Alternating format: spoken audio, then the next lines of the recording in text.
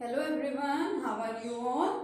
हम लोग chemical kinetics में डिस्कशन कर रहे थे इंटीग्रेटेड रेट इक्वेशंस का, और zero order and first order reaction के लिए हम लोग इंटीग्रेटेड रेट इक्वेशन भी लिख चुके थे कि क्या होती हैं, और हाफ लाइफ फाइंड करने का मेथड क्या है, फॉर्मूला क्या है। जीरो ऑर्डर और फर्स्ट ऑर्डर रिएक्शन के लिए हम लोग ये भी मेंशन कर चुके थे। आज हम न्यूमेरिकल करेंगे, लेकिन उससे पहले एक बार आप रिवाइज कर लीजिए हमने क्या किया था लास्ट। हम एक बार रिवाइज करते हैं फटाफट से। देखिए, हमने सबसे पहले जीरो ऑर्डर रिएक्शन के लिए इंटीग्रेटेड रेट इक्वेशन फाइंड की थी। क्या थी वो integrated rate equation? Concentration of R represents here reactant, concentration of reactant equal to negative KT plus concentration of R naught. अब आर रिएक्टेंट ही है, आर नोट का मतलब क्या होता है? Initial concentration of the reactant, और आर का मतलब क्या है कि किसी पर्टिकुलर टाइम के ऊपर। और इस इक्वेशन को हमने कंपेयर किया था y is equal to mx plus c से, जिसमें m जो स्लोप है वो नेगेटिव k था, इसलिए आपको डाउनवर्ड्स इस तरह का आपको ग्राफ मिला था। देखिए इस टाइप का, ठीक है।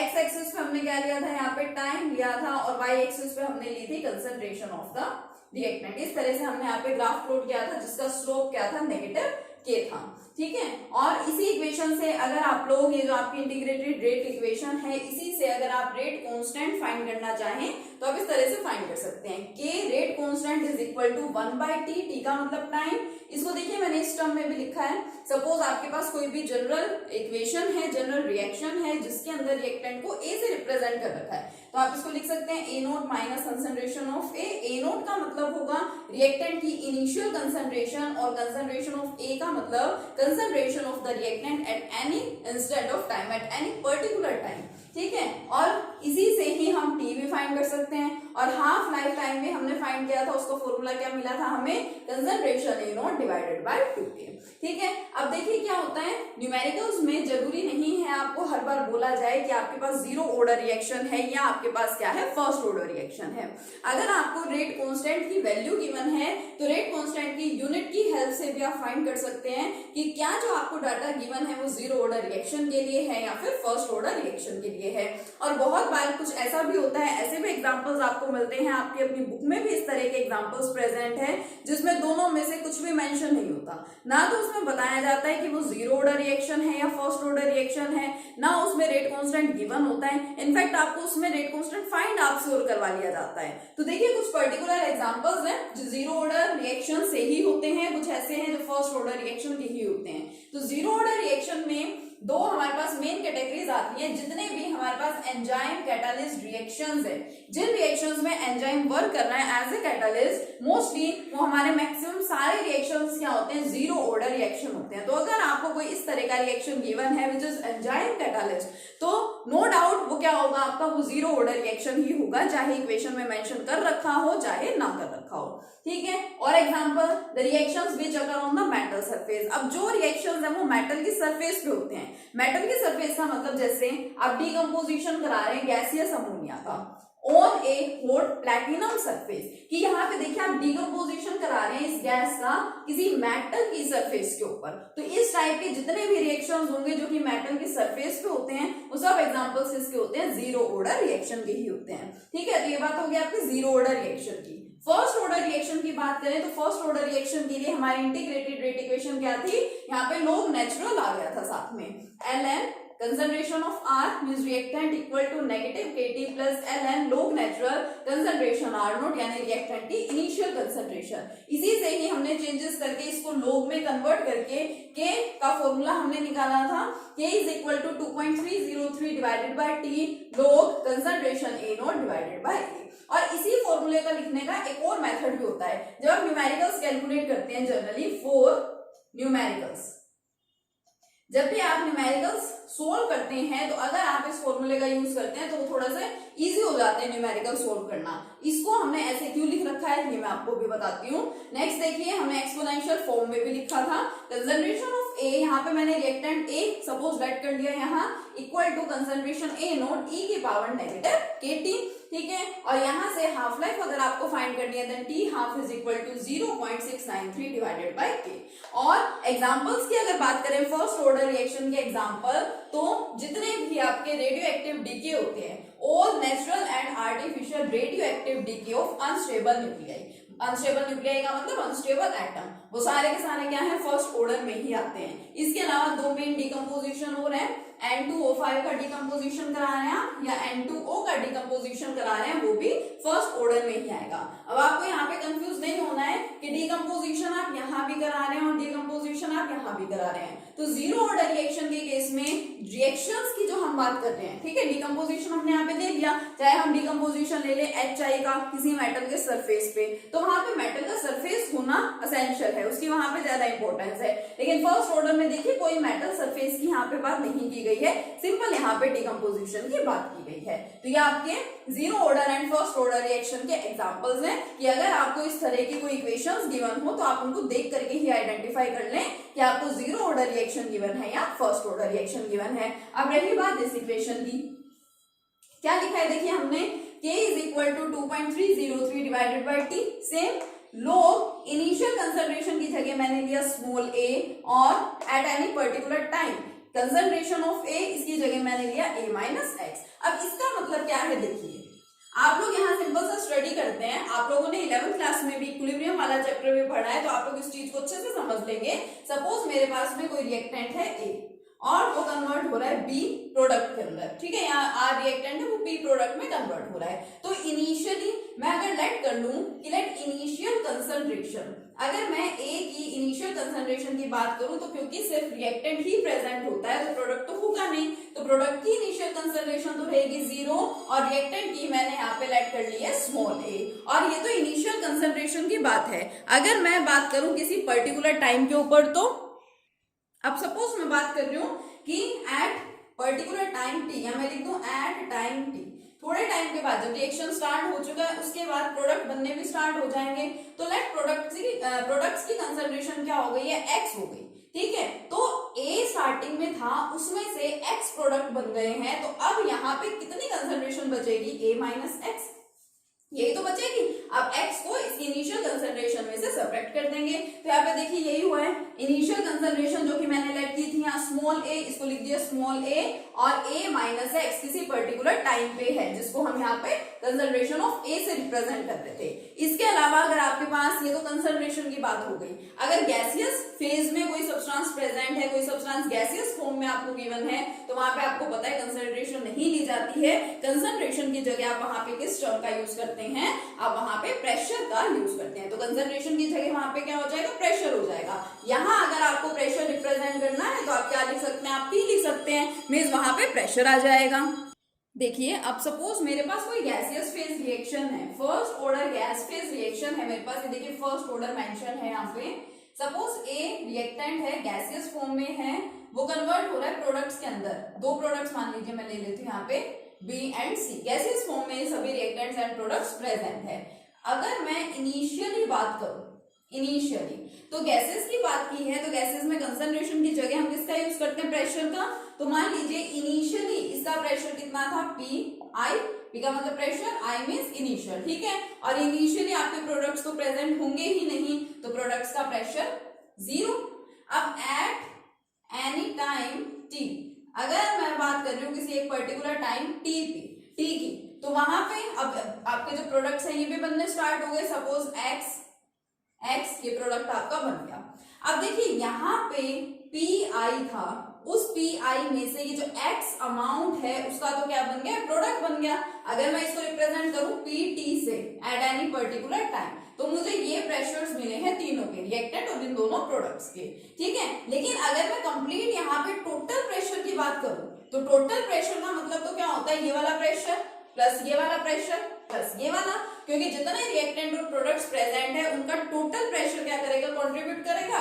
तो देखिए P minus x plus x और प्लस एक्स एक्स कैंसिल, तो यानी टोटल प्रेशर की अगर मैं बात करूं, पीटी की अगर मैं बात करूं, तो वो मुझे क्या मिलेगा, पी आई प्लस एक्स। और यहां से अगर मैं x फाइंड करूं, क्योंकि मेरा वर्क क्या है यहाँ से x फाइंड करना, तो मुझे यहाँ से x बहुत इजीली मिल जाएगा, pt माइनस पी आई, ठीक है। x की वैल्यू यहां से क्या आई है मेरे पास, देखिए pt माइनस पी आई क्या आ गई, x की वैल्यू।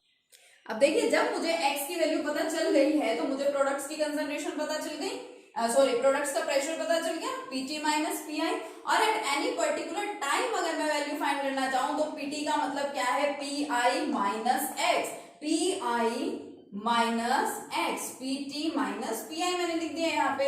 इसको सिंप्लीफाई करेंगे तो पीआई माइनस पीटी और माइनस माइनस प्लस पीआई, यानी किसी पर्टिकुलर टाइम पे प्रेशर कितना होगा, 2 माइनस पीटी। ये वैल्यू मुझे मिल गई। अब आपको सिंपल सा क्या दे रखा है, आपको फर्स्ट ऑर्डर दे रखा है, यानी देखिए लिखना आपको क्या है, इसी टर्म में आपको लिखना है, ठीक है। K is equal to 2.303 divided by t, ये तो रहेगा ही। लोग इनिशियल कंसंट्रेशन, उसकी जगह यहाँ पे क्या आ जाएगा, इनिशियल प्रेशर यानी कि पीआई अपॉन डिवाइडेड बाय क्या है, concentration at any particular time, तो यहाँ पे क्या आ जाएगा, pressure at any particular time which is equal to 2 minus p t. तो ये आपका एक्सप्रेशन यहाँ पे बन गया किसी भी फर्स्ट ऑर्डर की जो आपकी गैसियस फेज रिएक्शन है उसके लिए। अगर आपको रेट कांस्टेंट फाइंड करना है तो ये आपका क्या रहेगा, फॉर्मूला रहेगा, इसको आपको अच्छे से देखना है। ये सारे फॉर्मूलाज यहाँ पे मेंशन है। अब हम इनसे रिगार्डिंग कुछ एग्जांपल्स को देख लेते हैं, कुछ न्यूमेरिकल्स को देखते हैं। देखिए first numerical, for a first order reaction rate constant is this. आपके पास कोई फर्स्ट ऑर्डर रिएक्शन है जिसके लिए रेट कांस्टेंट की वैल्यू गिवन है 5.5 into 10 raised to the power 14 second inverse. Find half life of the reaction. Reaction की आपको क्या फाइंड करनी है, हाफ लाइफ फाइंड करनी है, ठीक है। देखिए यहाँ तो मेंशन है कि फर्स्ट ऑर्डर रिएक्शन है।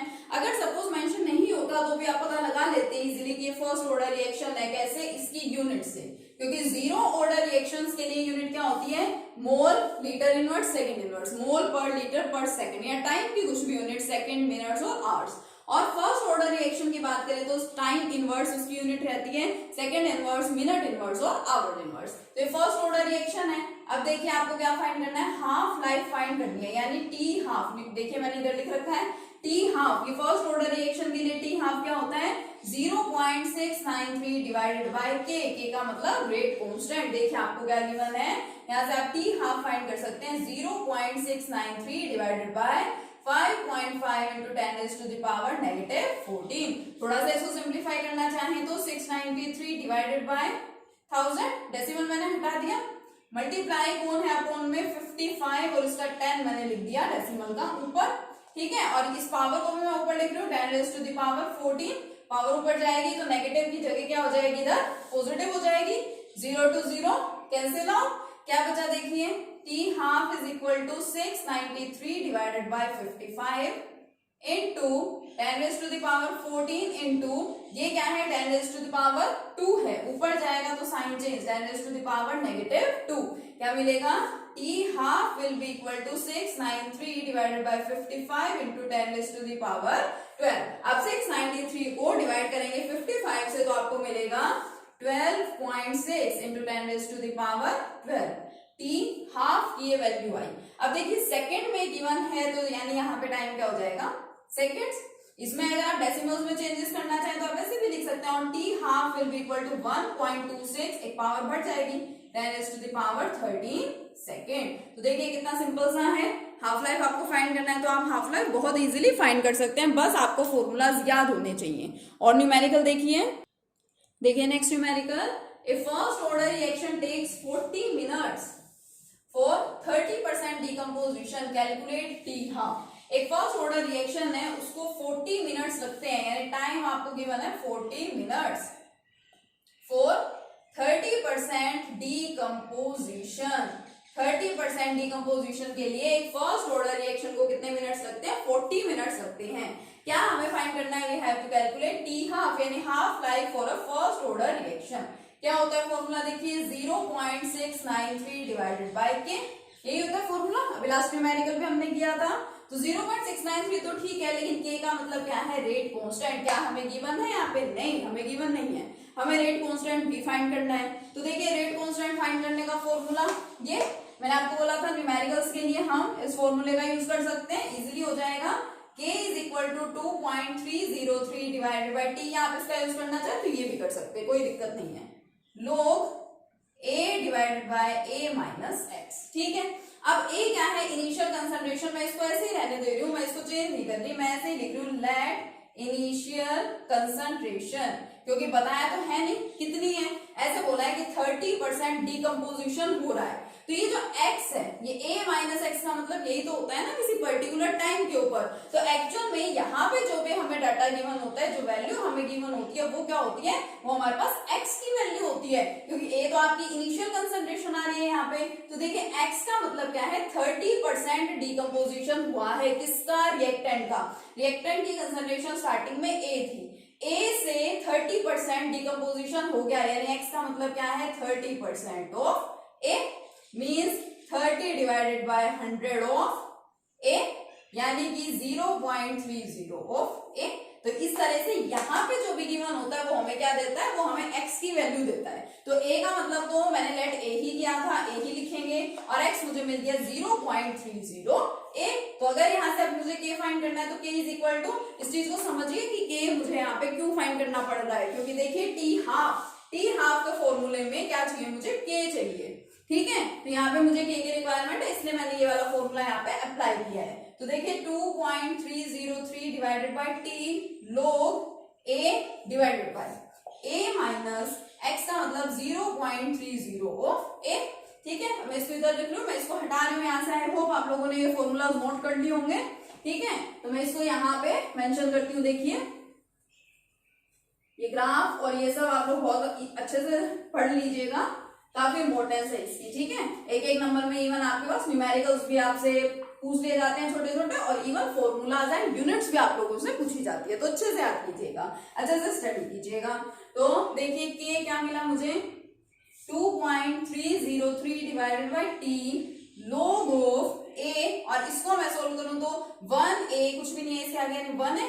1a में से 0.30a को सब्ट्रैक्ट करूंगी, क्या मिलेगा मुझे 0.70a, ठीक है। सिंप्लीफाई इसको करूं तो 2.303 डिवाइडेड बाय t, t की वैल्यू मेरे पास है कितनी है 40 minutes, divided by 40 log a divided by 70, इसका डेसिमल मैं हटा रही हूं, ऊपर क्या चला जाएगा 100, ठीक है। और ये a से a कैंसिल, 0 से 0 कैंसिल, क्या बचा, this implies k is equal to 2.303 divided by 40 log 10/7। अब इस log 10/7 को फाइंड करने के हैं मेरे पास दो मेथड, ठीक है। आप लोग दो मेथड से इसको फाइंड कर सकते हैं। एक तो आप 10/7 को सोल्व करें, डेसिमल्स की फॉर्म में लिखें, और फिर आप उसका log फाइंड करें, या आप फॉर्मूला भी लगा सकते हैं। इजी है फॉर्मूला लगाना भी, log a by b। log a by b का मतलब क्या होता है, log, देखिए log 10/7 का मतलब log a by b। log a by b is equal to log a minus log b, ठीक है। तो log 10 इज इक्वल टू 1, सभी को पता है। 1 माइनस log 7 की वैल्यू फाइंड कीजिए, और 1 में से उसको क्या कर दीजिए, सब्ट्रैक्ट कर दीजिए। क्या वैल्यू आपको मिलेगी, log 10/7 की आपके पास वैल्यू आ जाएगी, और इसकी वैल्यू आपको मिलती है 0.1549। 0.1549 जब आप इसको सोल्व करेंगे, लोग इसका फाइंड करेंगे, तो आपको यही वैल्यू मिलेगी, ठीक है। ये वैल्यू मैंने यहाँ से फाइंड कर रखी है 0.1549, और इसको अगर आप सोल्व करेंगे 2.303 डिवाइडेड बाय 40, और ऊपर आपके पास वैल्यू आ गई साथ में 0.1549, तो आपको आंसर मिलेगा 8.918 इंटू 10⁻⁻³ मैंने यहाँ पावर्स में लिखा है। अगर आप इसको पावर में लिखना चाहें तो ठीक है, अगर डेसिमल्स में लिखना चाहें तो डेसिमल में लिख सकते हैं। अब क्योंकि रेट कांस्टेंट है तो इसकी यूनिट फर्स्ट ऑर्डर रिएक्शन के लिए क्या यूनिट होती है, time inverse, second inverse, minute inverse या आवर्स इनवर्स। देखिए आपका टाइम मिनट्स में गिवन है, तो के की वैल्यू आपसे क्या मिलेगी, आपको मिनट इनवर्स। किसकी वैल्यू आ गई आपके पास, के की वैल्यू आ गई। अब इसको इसमें मैं पुट कर दूं तो मुझे क्या मिल जाएगा, टी हाफ, यहाँ लिख देती हूँ, this implies t half will be equal to 0.693 divided by k, और के मुझे यहाँ से मिल चुका है 8.918 इंटू 10⁻⁻³ इसको आप सोल्व करेंगे तो आंसर आपको अप्रोक्स मिलेगा 77.7 मिनट्स। टाइम है तो टाइम किसमें रहेगा, मिनट में, आपको मिनट्स में ही गिवन है। तो देखिए बहुत सिंपल सिंपल से न्यूमेरिकल्स है, आप इस तरह से न्यूमेरिकल्स को सोल्व करके देखिए, ठीक है। और कुछ प्रॉब्लम है तो मुझसे आप लोग पूछिए, और इन न्यूमेरिकल्स को, ये जो टॉपिक्स अभी तक आपको कराए हैं बहुत अच्छे से पढ़ लीजिएगा। नेक्स्ट वीडियो में मिलेंगे अपने नेक्स्ट टॉपिक के साथ, तब तक के लिए कीप लर्निंग। Thank you.